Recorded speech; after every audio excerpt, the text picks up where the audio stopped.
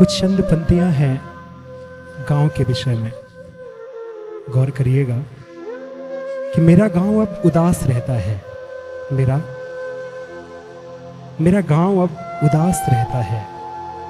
लड़के जितने भी थे मेरे गांव में जो बैठते थे दोपहर को आम की छांव में, लड़के जितने भी थे गांव में जो बैठते थे दोपहर को आम की छांव में, बड़ी रौनक हुआ करती थी जिनसे घर में, बड़ी रौनक हुआ करती थी जिनसे घर में, वो सब के सब चले गए शहर में।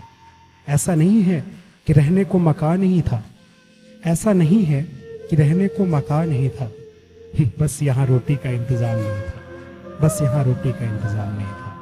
हास परिहास का आम तौर पर उपवास रहता है, हास परिहास का आम तौर पर उपवास रहता है। मेरा गांव अब उदास रहता है, मेरा गांव अब उदास रहता है। बाबूजी ठंड में सिकुड़े और पसीने में नहाए थे, बाबूजी ठंड में सिकुड़े और पसीने में नहाए थे, तब जाकर 3 कमरे किसी तरह बनवाए थे। अब तीनों कमरे खाली हैं, मैदान बेजान है, छतें अकेली हैं, गलियां वीरान हैं। माँ का शरीर भी अब घुटनों पर भारी है, पिता को हार्ट और डायबिटीज की बीमारी है।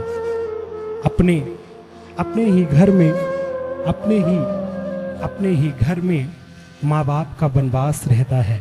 मेरा गांव अब उदास रहता है, मेरा गांव अब उदास रहता है। छत से बतियाते पंखे दीवारें और जाले हैं, छत से बतियाते पंखे दीवारें और जाले हैं। कुछ मकानों पर तो कई बरसों से ताले हैं। बेटियों को ब्याह दिया गया, ससुराल चली गई। दिवाली की छुरछुरी, होली का गुलाल चली गई। मोहल्ले में जाओ जरा झांको कपाट पर, बैठे मिलेंगे अकेले बाबूजी किसी कुर्सी किसी खाट पर। सावन के झूले उतर गए, सावन के झूले उतर गए, भादों भी निराश रहता है। मेरा गांव अब उदास रहता है, मेरा गांव अब उदास रहता है।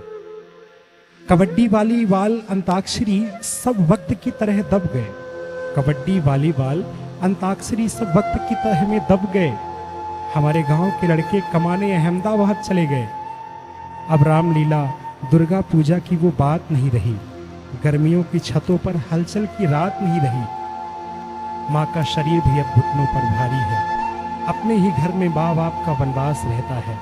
मेरा गांव अब उदास रहता है, मेरा गांव अब उदास रहता है।